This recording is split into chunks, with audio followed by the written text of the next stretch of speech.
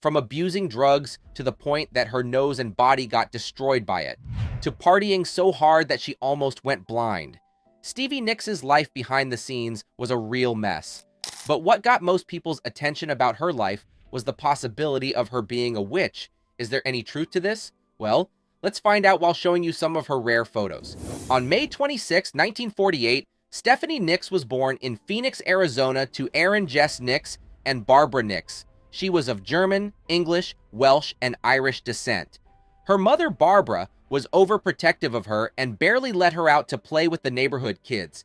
To compensate for this, she kept Stevie entertained by getting her hooked on fairy tales. When Stevie was a toddler, she could not pronounce her own first name. Admittedly, Stephanie is quite the handful for any toddler. The only thing she could manage was TD. This was how her iconic nickname Stevie came to be. Even as she grew up, the name stuck. Stevie's education in music began at a very young age. Her grandfather, A.J. Nicks Sr., fostered her talent in singing by performing duets with her when she was just 4 years old. They moved around so much that it was hard for her to form permanent friendships. So to keep herself from being lonely, Stevie kept busy with music. At Sweet 16, she was gifted a Goya guitar, with which she wrote her first song. The title was, "I've Loved and I've Lost, and I'm Sad but Not Blue." If anything, this foreshadowed the kind of music that Stevie used to become a legend. While enrolled at Arcadia High School, she joined her very first band. The group was named The Changing Times, and they were a folk rock band focused on vocal harmonies. While this was little more than an extracurricular activity, Stevie's activities with the band helped her train her voice and gain confidence as a performer. When Stevie was attending Menlo Atherton High School, she met Lindsey Buckingham, a man who would go on to be a very instrumental figure in her life. Lindsey was performing a cover of California Dreaming when Stevie spontaneously joined him in harmony. She was quite struck by him. In her own words, "I thought he was a darling." The feeling was mutual, and the two became high school sweethearts. At the time, Lindsey was a member of a psychedelic rock band known as Fritz. As it turned out, 2 of the band members were leaving for college. In mid-1967, when Stevie was 19 years old, Lindsey asked her to replace the lead singer. Stevie agreed, and their beautiful musical partnership entered an exciting new phase. Fritz was not just a high school pastime. Between the years of 1968 to 1970, the band opened for such amazing acts as Jimi Hendrix and Janis Joplin. Watching these 2 legends from backstage, Stevie was inspired by their energy. She wanted to become an even better performer. Unfortunately, Jimmy and Janis had a secret which the young Stevie didn't know about. When she learned what it was later in her life, it almost destroyed her. When high school was over, both Stevie and Lindsey attended San Jose State University. It was Stevie's plan to major in speech communication and become a teacher. As it turned out, the pull of showbiz was just too strong. With her father's blessing, she dropped out of college to pursue a serious music career with Lindsey. Perhaps Stevie and Lindsey were expecting to waltz right into success. However, nothing could be further from the truth. Now that they were out of school and into the real world, the harshness of the industry asserted itself to them very strongly. They almost lost everything they had. Fritz broke up in 1972. Stevie was 24 at the time. After the breakup, she and Lindsey formed a band known as the Buckingham Nicks. Polydor Records, one of the major record labels at the time, gave them a deal to distribute the music. Unfortunately, when the album came out in 1973, it did not sell well at all. Disappointed, the label dropped both of them. With no money coming in, Stevie picked up multiple jobs. She worked as a cleaner and as a waitress simultaneously, all while trying to advance her music career. Lindsey, who could not have had a worse sense of timing, contracted mononucleosis. This put a whole lot of pressure on Stevie to support them both. To deal with her problems, she unfortunately started using cocaine. At the time, Stevie had been told that cocaine was not addictive and would just relieve stress.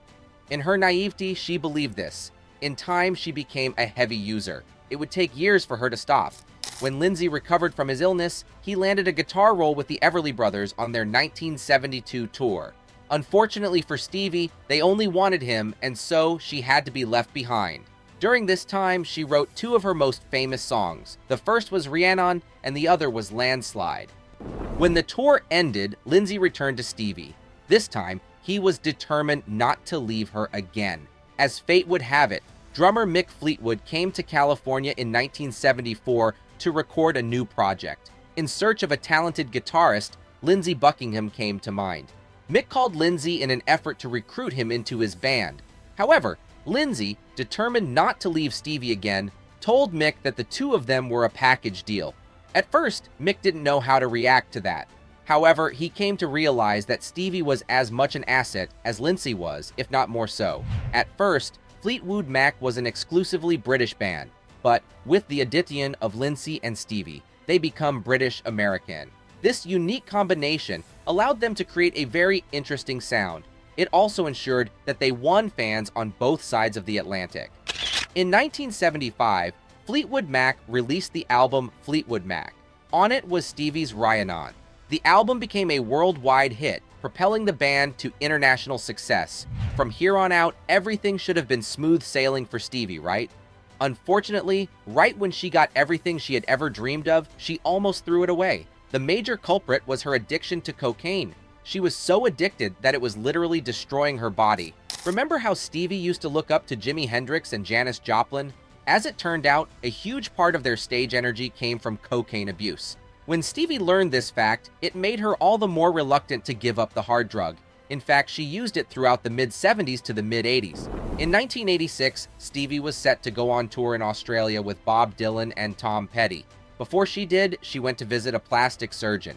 She was sniffing so much cocaine that it was actually damaging her nose. It was her hope that the surgeon could do something to fix it. As far as the plastic surgeon was concerned, a damaged nose was the least of Stevie's problems. He told her flat out that if she did another hit of cocaine, she would drop dead. Stevie then left for the tour with his words on her mind. When she returned, she immediately checked herself into a rehab center. In interviews about this moment in time, Stevie said she did not want to end up like her heroes Jimi Hendrix and Janis Joplin. Both of them had died at the age of 27 from drug overdose. Fearing she was next, she saw herself through clear eyes. This was what motivated her to stay clean. Throughout Stevie's long and storied career, she has remained a colorful figure. Because of her chosen style of music and her eccentric wardrobe choices, many people have called her a witch. Stevie was a party animal, but a witch she was not. However, she did do something particularly wicked when her best friend Robin Anderson died. Robin died of leukemia shortly after giving birth. Her widower, Kim Anderson, was very depressed.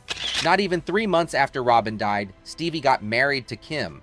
She thought the only way she could honor her best friend was by taking care of her husband and child. Unfortunately, this proved to be a terrible mistake. By Stevie's own admission, the two of them were not in love. They just stayed together because they were both consumed by grief. However, the marriage didn't take their pain away. Rather, it enhanced it. Not less than 3 months after they married, they called it quits. Even so, Stevie stayed in touch with Robin's son and helped him get through college. Till today, they are still close. Having lived 75 years, Stevie Nicks is a lot more reserved these days than she was in her youth. Now she is seen as a powerful old woman, with hardly any fans knowing the truth of her wild youth. Stevie may have grown past that era, but it will always be a part of her. She is one of the greatest testaments to the fact that people can change for the better.